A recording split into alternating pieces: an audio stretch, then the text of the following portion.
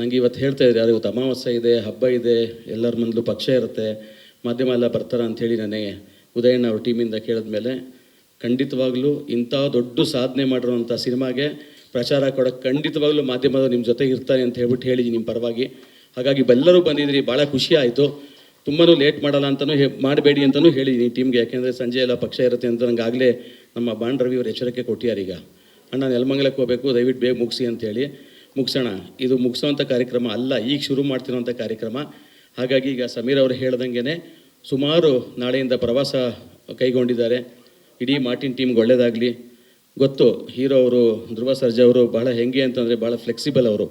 ಅಂದರೆ ಅವ್ರು ಹೀರೋ ಅಂತಾರೆ ಯಾವುದೂ ಇಲ್ಲ, ನಾನು ತುಂಬ ವರ್ಷದಿಂದ ನೋಡ್ತಿರೋದ್ರಿಂದ ಅವರು ಅವ್ರ ಮಾವನ ಥರ ಅಲ್ವಾ, ಅರ್ಜುನ್ ಸಾರ್ ಥರ. ಅವರೆಲ್ಲ ತುಂಬ ಸಿಂಪಲ್ ಫ್ಯಾಮಿಲಿಯಿಂದ ಬಂದಿರೋರನ್ನ ತುಂಬ ವರ್ಷದಿಂದ ನೋಡ್ತಾ ಇದ್ದೀನಿ. ಹಾಗಾಗಿ ಅವ್ರು ಬೆನ್ನೆಲುಬಾಗಿ ನಿಂತಿದ್ದಾರೆ ಉದಯ್ ಮೆಹ್ತಾ ಅವ್ರಿಗೆ. ಭಾಳ ದೊಡ್ಡ ಸಾಧನೆ ಮಾಡಿದ್ದಾರೆ ಉದಯ್ ಸರ್ ಅವರು. ಯಾಕೆಂದರೆ ಅವರು ಫಸ್ಟು ರಾವಣ ಫಿಲಮಿಂದ ಹಿಡಿದು ಮಾರ್ಟಿನ್ ಪಿಕ್ಚರ್ವರೆಗೂ ನನಗೆ ಕೆಲಸ ಕೊಟ್ಕೊಂಡು ಬಂದಿದ್ದಾರೆ, PRO ಕೆಲಸ ನಮ್ಮ ಸಂಸ್ಥೆಗೆ. ಅದಕ್ಕೆ ಋಣಿಯಾಗಿ ಇದು ದೊಡ್ಡ ಫಿಲ್ಮ್ ಇದು. ಅಂದರೆ ಅವರ ಉದಯ್ ಮೆಹ್ತಾ ಅವರ ನಿರ್ಮಾಣದ ಒಂದು ಬಹಳ ಅದ್ದೂರಿ ಮತ್ತು ಅಪಾರ ವೆಚ್ಚದ ಖರ್ಚು ಮಾಡಿದ್ದಾರೆ. 100% ಉದಯ್ ಸರ್ ಇದು ಸೂಪರ್ ಡ್ಯೂಪರ್ ಹಿಟ್ ಆಗುತ್ತೆ.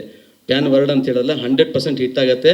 ಯಾತಕ್ಕೆ ಅಂತಂದರೆ ನಿನ್ನೆ ಅಷ್ಟೇ ಸೆನ್ಸರ್ ಆಗಿದೆ, US ಸರ್ಟಿಫಿಕೇಟ್ ಬಂದಿದೆ. ನಮ್ಮೊಂದಷ್ಟು ಜನ ಸ್ನೇಹಿತರು ಸೆನ್ಸರ್ ಇರೋದ್ರಿಂದ ಆ್ಯಕ್ಚುಲಿ ಅದು ಹೇಳಬಾರ್ದು, ಅದ್ಭುತವಾಗಿ ಕಂಟೆಂಟ್ ಇದೆ ಅಂತ ಅಂದ್ಬಿಟ್ಟು ನನಗೆ ವಿಷಯ ಬಂತು.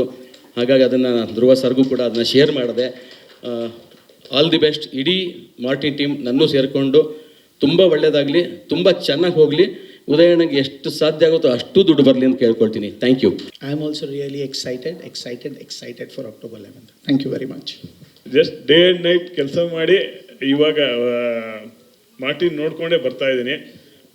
ಸಿನಿಮಾ ನೋಡಿದ್ರಿಂದ ಹೆಂಗೆ ಅನಿಸ್ತಾ ಇದೆ ಅಂದರೆ, ಒಂದು ಸಂಜೀವಿನಿ ಪರ್ವತ ಹೊತ್ಕೊಂಡು ಹನುಮಾನ್ ಹೆಂಗೆ ನೋಡ್ತೀವಲ್ಲ ಪೋಸ್ಟ್ರು, ಆ ಪೋಸ್ಟ್ರನ್ನ ಈ ಪಿಕ್ಚರಿಗೆ ಹಾಕ್ಬೇಕು. ಆ ಥರ ಹೀರೋ ನಮ್ಮ ಸಾಹೇಬರು ಸಂಜೀವಿನಿ ಪರ್ವತ ಹೊತ್ಕೊಂಡು ಬಂದಿರೋ ಹನುಮಾನ್ ಥರ ನನಗೆ ಇಡೀ ಸಿನಿಮಾ ನೋಡಿದಾಗ ಅನಿಸ್ತು. ಇದನ್ನು ನಾನು ಹೇಳೋಕ್ಕೆ ಇಷ್ಟಪಡ್ತೀನಿ. ಆಮೇಲೆ ಅದಕ್ಕೆ ನೋಡಿ ಅವ್ರ ಶೋಲ್ಡ್ರ್ ಎಲ್ಲ 3 ವರ್ಷದಿಂದ ಹೊತ್ತು ಹೆಂಗಾಗ್ಬಿಟ್ಟಿದೆ ಅಂತ ಹೇಳ್ಬಿಟ್ಟು